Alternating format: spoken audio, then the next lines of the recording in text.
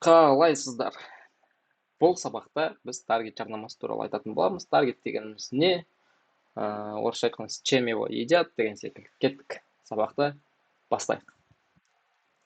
Таргет бұл ағылшынша сөз. Ағылшын тіліне аударған кезде дәлдеу деп аталады. Цель немесе орысша цель деп аталады. Бізде қалай? Нысана деуге келетін шығар, бірақ енді кішкене мағынасы бойынша келмей қалады. Сол себепті дәлдеу деп аудардым. Жарнама тек таңдаулы адамдар аудиториясына көрсетіледі. Мысал қалай?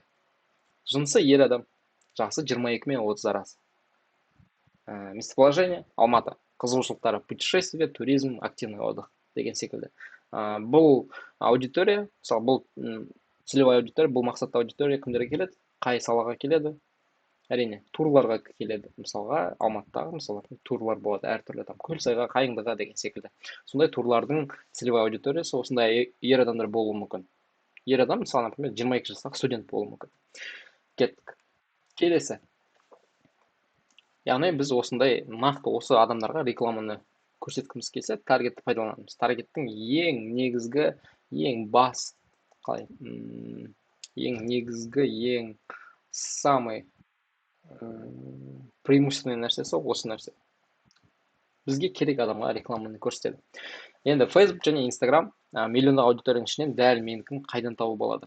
Facebook біз туралы өте көп ақпарат біледі. Қалай да болсын өз аудиторияңызды тауып жарнама жасай аласыз. Мүмкін таныстарыңыздан немесе өзіңізден мынандай ситуация болған шығар. Бір күні осындай бір, например, тауар туралы сөйлесіп жүрдіңіз, бір телефон туралы, iPhone емес, iPhone рекламасы жоқ. Мысалы, холодильник туралы сөйлесіп жүрдіңіз, и сіздің бір Инстаграмға кіріп қалдыңыз, сторис ақтарып отырсыз, алдыңызда холодильник рекламасы шығып тұр. Бұл таргет. Яғни біздің даже телефонда тыңдайды деуге бәрібір тыңдайды, но все равно біздің бүкіл жасаған интернеттегі іс-әрекетіміздің барлығы бақылауда ұсталып отыр. Тіпті сіз қандай адамға лайк басасыз, мысалға например, бір күн тек қана мысалға туризм бойынша посттарға лайк басып шығыңызшы, сіздің лентаңыз соған өзгеріп кетеді. Сәйкесінше, яғни бүкіл біздің әрекетіміз бақылауда. Ол нәрседен қашып құтыла алмайсыз, бірақ бұл нәрсе бізге егер таргетолог болғандықтан бізге өте үлкен көмегін береді. Бірақ Facebook пен Instagram'на келетін аудитория суық болады. Не себепті? Себебі бұл біздің рекламамызды бірінші рет көріп отыр. Сол себепті суық аудиторияны жылыту керек болады міндетті түрде. Таргет жарнамасының заявкалар құны арзан болады. Не себепті? Себебі басқа құралдарда қымбатырақ, мысалға Google контекстный реклама болатын болса, ол жақтан бірден поисковый запроспен болғанмен әрбір клик үшін өте қымбат алады. Ал таргетте реально жарнаманың заявканың құны арзан. Дұрыс настройкасын жасаса әрине. Бірақ заявка сатылым деген сөз емес. Заявка қалдырған адам бірден сауда жасамайды, ол біраз ойланады. Басқа конкурентті қарап келейін. Басқа адамдар, басқа неде қанша бағасы қанша екен деген секілді. Ол қалыпты жағдай, қарапайым. Сіз просто өзіңізді сол адамның орнына қойыңыз, заявка қалдырған адамның орнына қойыңыз да.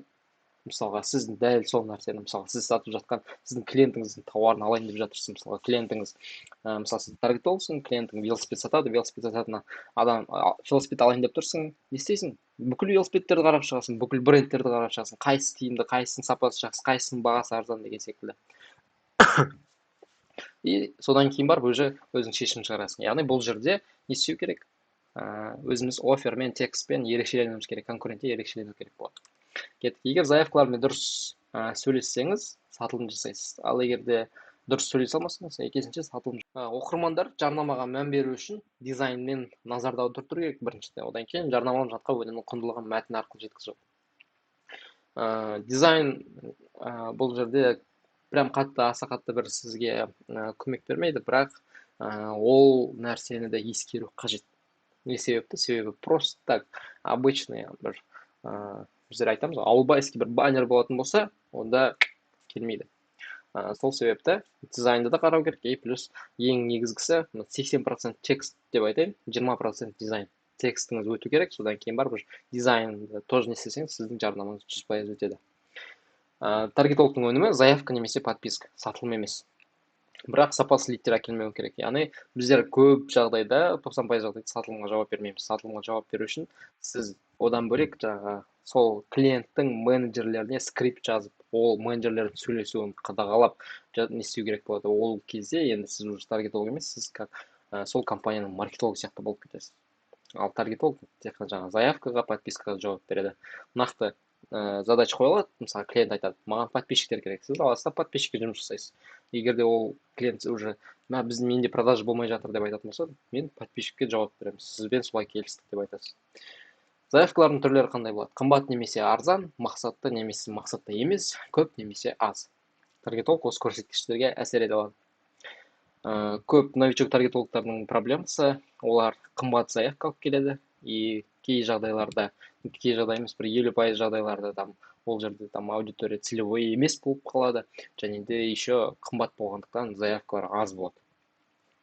Ал жақсы таргетолог болу үшін курсты толығымен өту керек, нәтиже шығару керек. Сол кезде сіз жаңағыдай заявканы арзан, целевой және де көп алып келе аласыз. Сәйкесінше осындай задачаны қамтамасыз ете алатын болсаңыз, сіздің клиенттеріңіз очередьке тұрады. Жарнаманың негізгі элементтеріне талдау. Сәтті жарнама жасау үшін, сәтті жарнама 100% құрайды. 100% жасау үшін бізге аудитория, жарнамалық хабарландыру және конвертер дұрыс болу керек. Яғни аудитория, целевой аудиторияны дұрыс таңдауымыз керек, жарнамалық хабарландыруды дұрыс жасауымыз керек, креативті дұрыс жасау керек, одан кейін конвертерді дұрыстауымыз керек. Конвертер бұл сайт деген секілді, қазір әрқайсысын талдап өтеміз. Біріншіден аудиторияның қандай түрлері болады? Шағын, бұрын жинақталған клиенттер базасы, ұқсас аудиториялар, нақты анықталмаған аудитория және үлкен сегменттер. Шағын бұл нақты бір ғана қаланың ішіндегі детальный, например, бір ғана қаланың ішіндегі дәрігерлер болуы мүмкін да. Ол жерде там бір 50-60 мың охват болуы мүмкін. Одан кейін келесі. Бұрынғы жинақталған клиенттер базасы, то есть список клиентов. Кәдімгідей, мысалға, клиентіңізде өзінің базасы болатын болса, сол базаға реклама жіберуге болады. Немесе сол базаға, сол адамдарға ұқсас похожий аудиторияға жіберуге болады. Ол уже келесі аудитория. Одан кейін төртіншісі нақты анықталмаған аудитория. Бұл жерде біз уже сохраненный аудитория, то есть біз өзіміз нақты интерестерін белгілеп, жерін барлығын, жасын барлығын белгілеп жіберетін боламыз. Яғни ол тест ретінде жасаймыз. Бұны біз нақты анықталмаған аудитория дейміз. Себебі нақты әлі олар қалай бізге кері байланыс беретіні нақты емес. Одан кейін үлкен сегменттер ешқандай интерессіз бүкіл Қазақстанға, мысалы, немесе, например, Алматы қаласы болса, бүкіл Алматыға ешқандай интерессіз жібере қоямыз. Жасында несінде ешнәрсе өзгертпей деген секілді. Бұл уже үлкен сегмент болып табылады. Екіншісі, жарнамалық хабарландыру. Жарнамалық хабарландырулардың форматтары: баннер, анимациялық видеоролик, видео арқылы сөйлеу, видео пікір, моушн видео.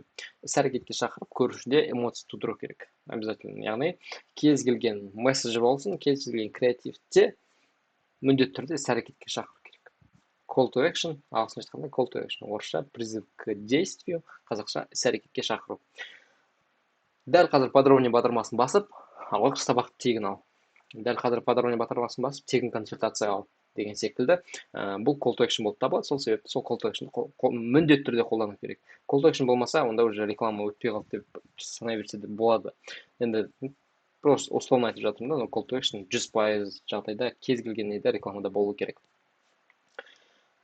Келесі, үшінші конвертер. Конвертердің түрлері: сайт, Instagram аккаунт, лид формы. Одан кейін конвертерге өткен кезде оқырман заявка қалдыруына немесе тіркелуіне құлшынысы оянуы керек. Сайт продающий болған дұрыс емес, 100% продающий болу керек. Яғни сайт продающий жасау үшін нақты өзінің нелері бар, оны тоже меңгеру керек болады. И сайтта адам заявка тастайтын болу керек. Сайтта нақты оффер, сайтта нақты call to action, адам шынымен пайда алатынын түсіну керек, содан кейін барып уже заявка қалдырады. Instagram аккаунт упакованный болу керек. Егер Instagram не упакованный болса, адам просто Instagram'дан шығып кетеді. Лид форма, енді лид формаға келетін болса, лид форма ол қарапайым ғана, мысалы, неде адам номер қалады, несін қалдырады, атын қалдырады, одан кейін менеджер сөйлеседі. Менеджер егер дұрыс сөйлесетін болса, онда сатылым конверсиясы жоғары болады.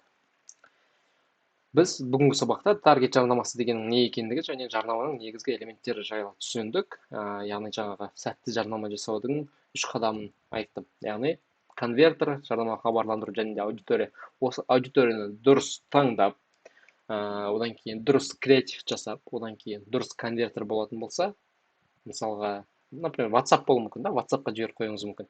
WhatsApp-тың ар жағында сөйлесетін менеджер өте жақсы сөйлесетін болса, сіздің рекламаңыз уже 100% ақталды деуге келеді. Себебі уже табыс түседі, рекламаның шығыны ақталады. Клиент риза, сіз де ризасыз, клиент ақшасын төлейді, сіздің қалтаңызда табыс бар. Ал енді үй тапсырмасы, осы сабақ бойынша конспект жазып шығыңыз және де сәтті жарнама жасаудың 3 қадамын міндетті түрде толығымен меңгеріп алыңыз. Келесі сабақта кездескенше сау болыңыз.